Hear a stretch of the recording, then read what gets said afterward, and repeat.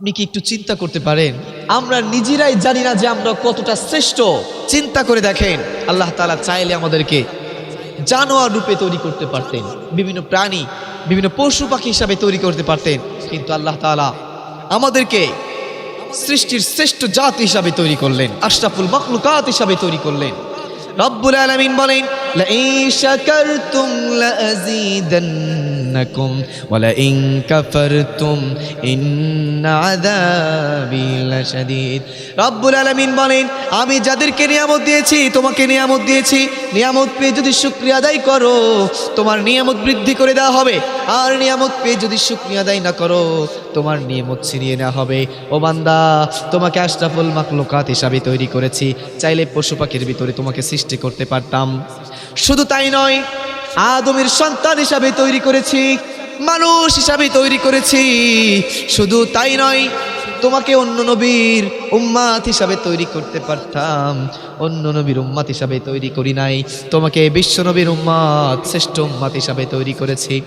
তোমাকে শুধু উম্মাত হিসাবে তৈরি করি নাই, শুধু তোমাকে শ্রেষ্ঠ উম্মাত হিসাবে তৈরি করি নাই, ধর্মের শ্রেষ্ঠ ধর্ম ইসলামের ভিতরে তোমাকে জন্মগ্রহণ করিয়েছি।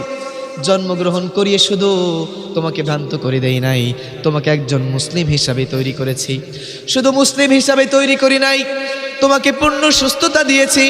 শুধু পূর্ণ সুস্থতা দেই নাই, জান্নাত হিসাবে কবুল করার জন্য মসজিদে এসে তোমাকে সাজদা করার সুযোগ দিয়েছি। তাহলে চিন্তা করে দেখেন, আমরা সৃষ্টির শ্রেষ্ঠ হলাম, জাতির শ্রেষ্ঠ হলাম, শ্রেষ্ঠ ধর্ম ইসলাম ধর্মে জন্মগ্রহণ করলাম, বিশ্ব নবীর উম্মাত হিসাবে, শ্রেষ্ঠ উম্মাত হিসাবে সৃষ্টি হলাম, মুসলিম হিসাবে সৃষ্ট হলাম, সুস্থতা পেলাম, শত নিয়ামত পেলাম।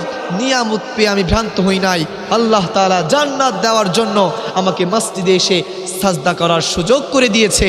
এরপরেও যদি আমি আল্লাহ তাআলার নিয়ামত পেয়ে তার ভ্রান্তভাবে চলি, আল্লাহ তাআলার নিয়ামত পেয়ে শুকরগুজার না করি, তাহলে আপনি আমি বলেন, কাল কিয়ামতের ময়দানে কিভাবে আল্লাহ তাআলার জান্নাত পেতে পারি? আপনি কি কখনো ভেবে দেখেছেন, আপনার চোখ দুটো যদি বন্ধ করতেন, ঘুমানোর পরে সকালবেলা নিঃশ্বাস নাও আসতে পারতো? হঠাৎ যদি আপনি চিন্তা করেন আপনার সময় শেষ, আপনি চিন্তা করে দেখেন তো, এই যে মসজিদের খাটিয়াটি রয়েছে, এই খাটিয়াটি কতদিন পড়ে আছে, ময়লা হয়ে গেছে, আবর্জনা পড়ে গেছে। আমরা কি কেউ জানি এই খাটিয়াটি কার জন্য পরিচ্ছন্ন করা হবে? হঠাৎ করে মুয়াজ্জিন মাইকে আলাম দিচ্ছে, অমুক এলাকার অমুক ব্যক্তি কিছুক্ষণ আগে মৃত্যুবরণ করেছে, ইন্না লিল্লাহি ওয়া ইন্না ইলাইহি রাজিউন। এই মৃত্যু ব্যক্তি আপনি হতে পারেন, আমিও হতে পারি। কে জানতো মসজিদের এই খাটিয়াটি আমার জন্য পরিষ্কার করা হবে? কতদিন পেরিয়ে গেছে, মসজিদে মুয়াজ্জিনের মুখে, মসজিদের মাইকে আজানের ধ্বনি ব্যতীত অন্য কিছু শুনি নাই। হঠাৎ করে শোনা গেল অমুক পাড়ার অমুক গ্রামের অমুক ব্যক্তি, অমুকের ছেলে মৃত্যুবরণ করেছে। হতে পারি আমি, হতে পারেন আপনি। আপনার আমার জন্য খাটিয়াটি পরিষ্কার করা হতে পারে। তাহলে চিন্তা করে দেখেন, আজ আপনি ঘুম পড়েছেন কার সাথে? নাফরমানি করে, আল্লাহর সাথে। কারণ কি? হয়তো আপনি আমি ঈশার নামাজটা পড়তে পারি নাই। আচ্ছা, আপনি কি কখনো আল্লাহকে জিজ্ঞাসা করে দেখেছেন, আল্লাহ তুমি যে প্রতিটা রাত্রে আমাকে ঘুম পাড়িয়ে দিচ্ছ, সকাল হলে আমাকে ডেকে দিচ্ছ, আল্লাহ তোমার কি ঘুম আসে না? তোমার কি ক্লান্ত লাগে না? আল্লাহ আমাদেরকে কতভাবে, কত সুন্দর সুন্দর মিষ্টি মিঠাই, কত সুস্বাদু খাদ্য আমাদেরকে উপহার দিচ্ছ, তোমার কি ক্ষুধা লাগে না?